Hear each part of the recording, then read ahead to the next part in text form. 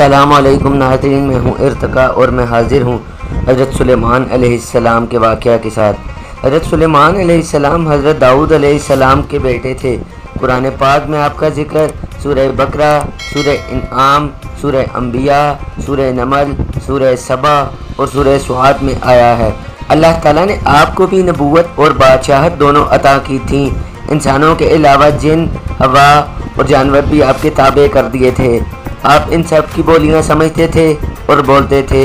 आपके ज़माना में बनी इसराइल को बहुत बड़ाई हासिल हुई जो इससे पहले कभी ना हुई थी। हज़रत सुलेमान अलैहिस्सलाम भी बावजूद इतनी ताकत और सल्तनत के अल्लाह की याद में मशगूल रहते थे। इनको दुनिया की बड़ी से बड़ी चीज़ भी अल्लाह की याद से गाफिल नहीं कर सकती थी।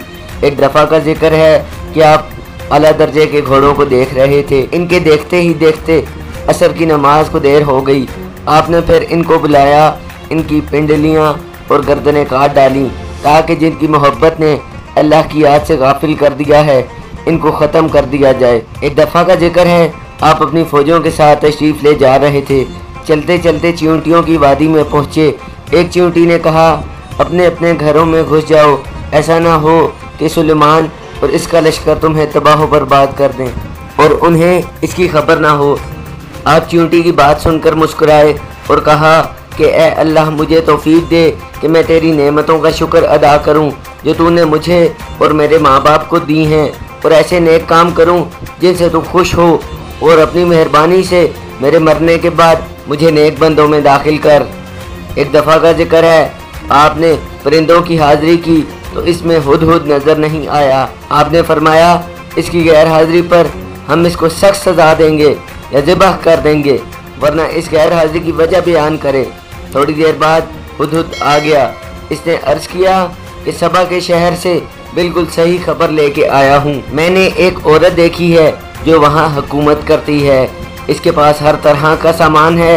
इसका बहुत बड़ा तख्त है, मलका, और इसकी कौम के लोग सूरज को सजदा करते हैं और शैतान ने इनको सीधे रास्ते से रोक दिया है। हुदहुद ने बयान ख़त्म किया तो आपने इस मलका के नाम ख़त लिख दिया।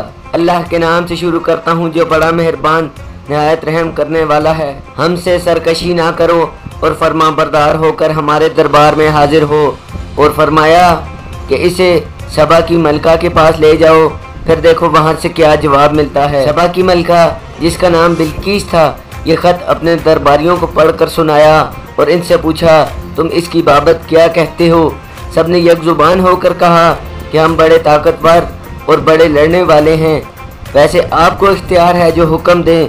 मलका ने कहा, बादशाह जब किसी शहर में दाखिल होते हैं तो इसे तबाह व बर्बाद कर देते हैं, और ऐसा ही ये भी करेंगे।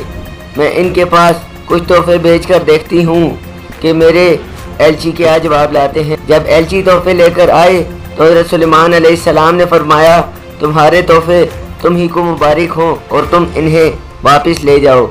जब एलची ने वापस जाकर बिल्कीस से हज़रत सुलेमान अलैहिस्सलाम की बातें कहीं तो वह दरबार में हाजिर होने की तैयारियां करने लगी। एलची के वापस जाने के बाद हज़रत सुलेमान अलैहिस्सलाम ने अपने दरबार वालों को हुक्म दिया कि मलका के तख्त को हमारे पास लाकर हाजिर करो। एक बड़ा देव बोला कि मैं इससे पहले आप दरबार से जाएं आपकी खिदमत में पेश कर दूंगा, मगर एक शख्स और जिसको अल्लाह ने किताब का इल्म दिया था उसने कहा, मैं आपकी आंख झपकने से पहले तख्त ले आऊँगा। चुनाचे आपकी खिदमत में तख्त पेश किया गया तो आपने फरमाया कि मेरे अल्लाह का इम्तिहान है कि मैं इसका शुक्र अदा करता रहूं या नहीं।